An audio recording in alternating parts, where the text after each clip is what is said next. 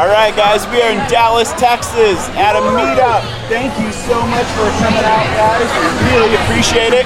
The live music is about to start, and I don't think we're going to be able to hear each other, but you're definitely not going to be able to hear us. Well, good morning, guys, from Lake Worth, Texas, somewhere outside of the Dallas area. Thought we'd get a good early jump on the day, but we only made it about a half hour before it started sleeting and icing over. Some trucks started getting loose on a bridge, and then I would go over that bridge and it got loose, so we got the hell off the highway. Yeah, the car is just like coated with ice. So this is not the type of vehicle that we're gonna push it through these conditions. You know, at home, you know, we got the 4-wheel drive, we got the studded tires. I guess this is an opportunity for me to kind of talk to you about something. I hate having to share like this whole bad news on our channel all the time, but if I'm gonna hold true to sharing real life, a couple days ago, one of my dearest friends, she is our age, she died. She caught strep B, and we think it kind of went to her lungs, and she ended up going septic and dying within like 5 days. From a normal existence in life to gone in 5 days. And it just really makes you question your own mortality, and have you done everything you want to do with your life? It's sad because she's got 2 kids, a young family, I'll call it that, you know, like junior high, maybe late elementary, and her husband, and their lives are forever changed. But it just reinforces, guys, that life is so fragile.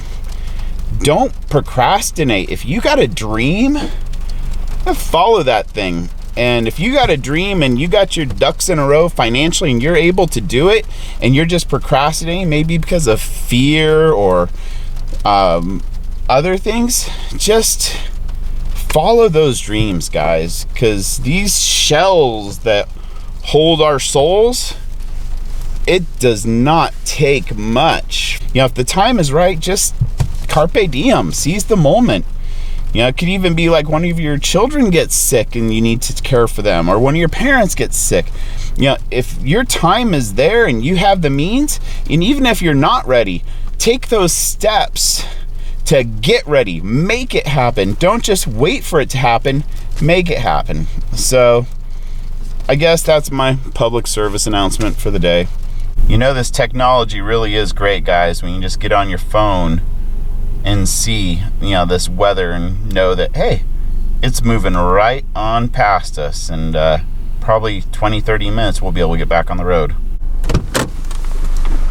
Well, look at that, we got some blue sky, guys. Yeah, I think we're gonna wait a little bit longer, but blue sky is a good sign. All right, gas tank is full. The human tanks have been emptied. I see cars on the highway. It's not all jammed up, so we've made the decision. Let's see what it's like out there.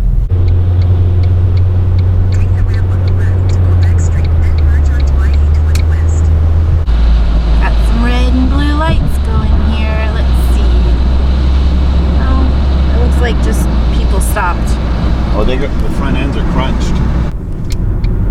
All right, guys, screw this. There's it's still slick. We broke free, and yeah, it wasn't good. And it's not just us, you know, that we got to worry about. Oh, that's like a salvaged vehicle, hun. Remember those when we were driving through Texas that one time? We saw a busted up car towing a busted up car. I think they're heading to Mexico. But where was I? Yeah, so it's not just us that we have to worry about, it's the other drivers, and in the big picture, it's just not worth it. So we're gonna wait and shut this Google thing up. Back on the highway, we're gonna give it a try again. We've made it to an area that looks like maybe it didn't get that storm of freezing rain, and the roads are dry. So we're gonna time we can make and if we can cross some distance here.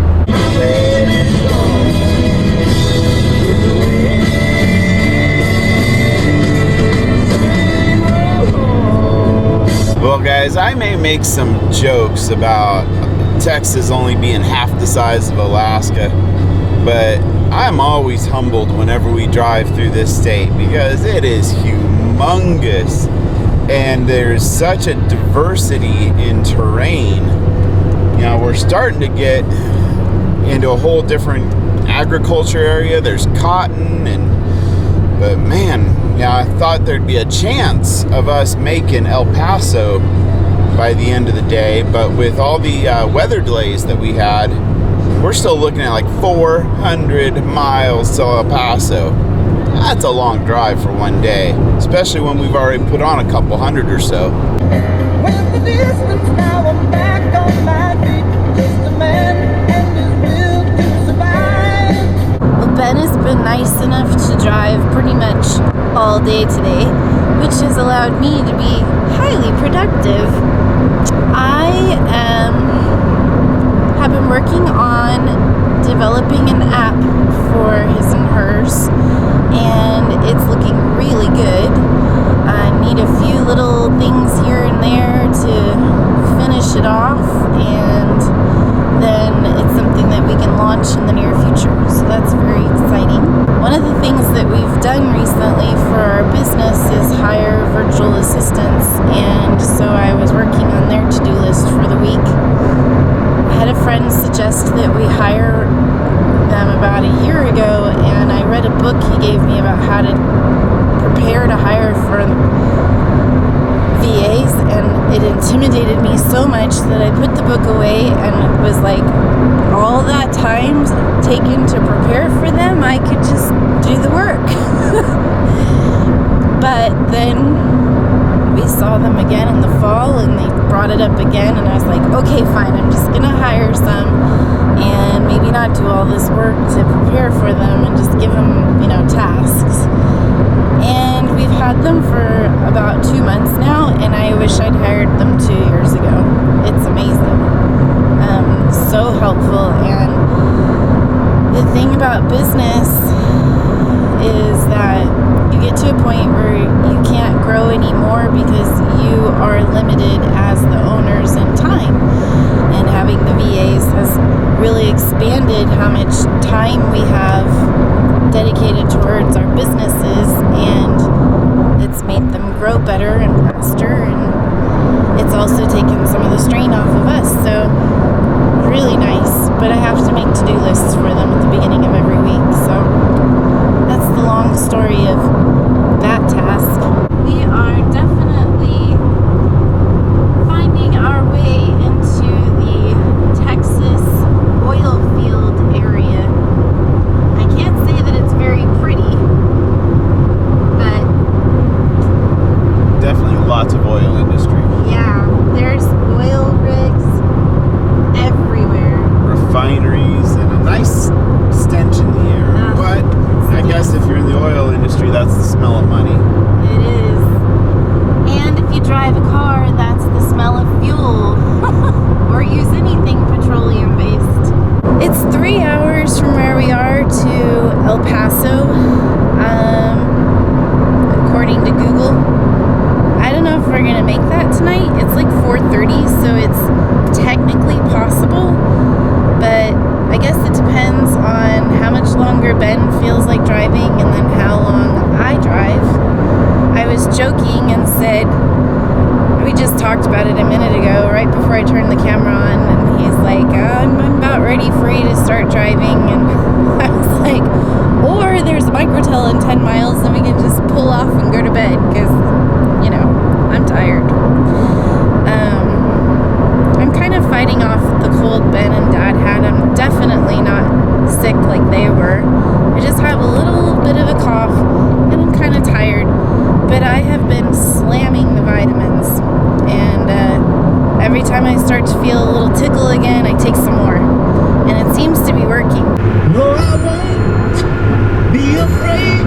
Oh, I won't be afraid. Well, guys, the scenery is changing again, and now it looks like the terrain from like an old West Robert Duvall movie. This stretch of the 10 takes you right along the U.S.-Mexico border. But yeah, the oil country has subsided to mountains. There's a feeling I get when I look to the west, and my spirit is crying for me. We had been discussing the possibility of staying in Van Horn instead of pushing on to El Paso. And when I looked on hotels.com, which is what we're using to book hotels, because then you get like, you stay 10 nights, you get 1 night free kind of thing. So I've been adding them up. The hotels looked okay. But then I went to TripAdvisor and looked at pictures that real people had taken instead of the pretty pictures for the websites. And it was bad. I mean, really bad. And the only place in town that looked really nice and had good reviews was the Holiday Inn, and they wanted $100 a night, which isn't outrageous, but we can drive to El Paso and get something more reasonable and still nice, actually nicer. So we decided to push on. It's like 6 o'clock.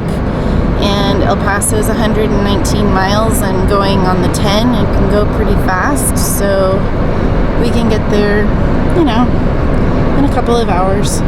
Ben's still driving because I offered, and he said, no, I'll drive. Oh, you're driving all day tomorrow.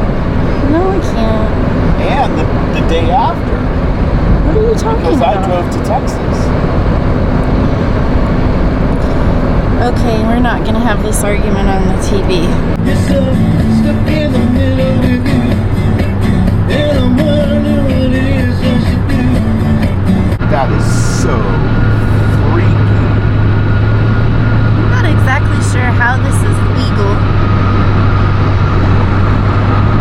Not to mention that the back car was swaying really heavily, and that didn't look very safe. That is an accident waiting to happen. Think of me what you will. I've got a little space to fill. All right, guys. Well, we got the microtel by the airport here in El Paso, and it's been a long day. Oh, gosh. Thanks for riding with us. We will see you tomorrow.